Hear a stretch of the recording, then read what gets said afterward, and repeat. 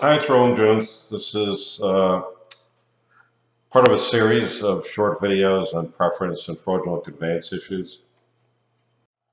This case poses the question of whether the bankruptcy court has to look at the source of funds in the context of payments to a creditor being in the ordinary course or not, whether the source of funds is relevant to that analysis.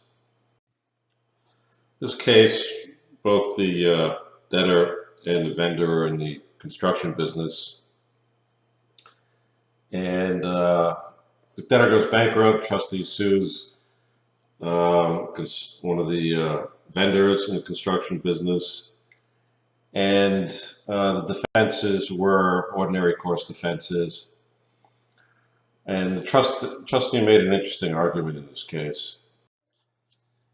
Trustee made the argument that the source of funds was unusual in this situation, that the debtor was not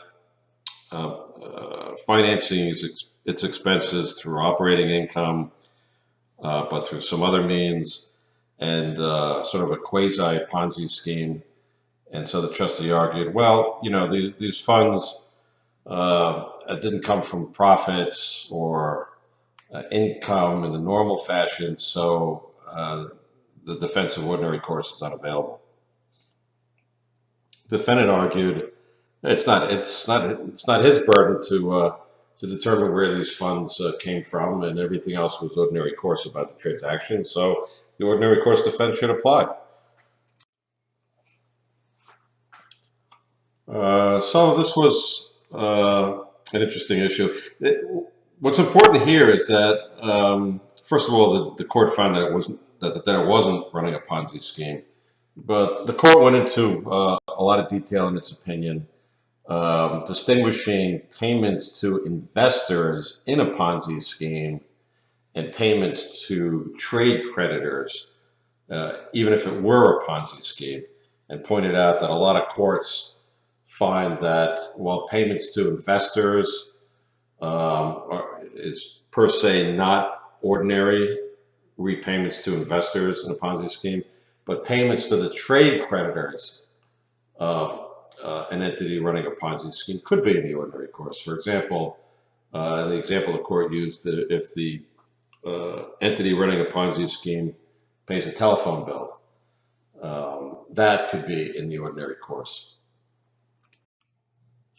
So the applicable section is 547C. The court held that the source of funds is not relevant in the context of the recipient not being an investor in a Ponzi scheme, but being a trade creditor.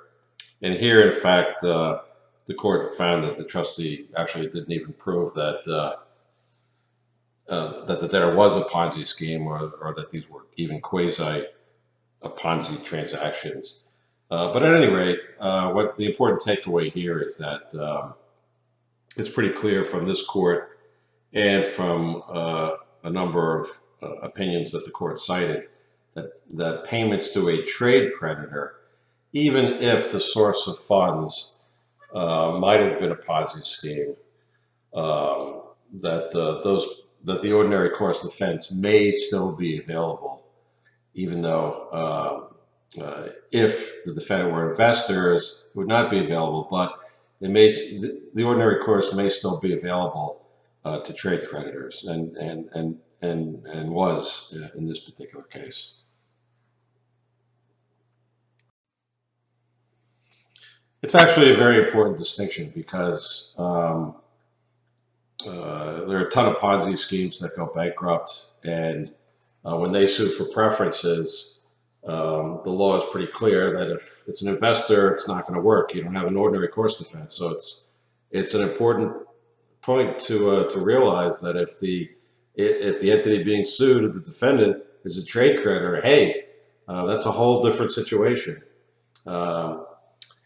Even though it's a little bit counterintuitive, because is it in the ordinary course for an entity that's running a Ponzi scheme to pay a trade creditor, but it's not in the ordinary course to pay to pay an investor. I don't know how much that makes sense, but that's how the cases that's how the cases have come out, or at least many cases.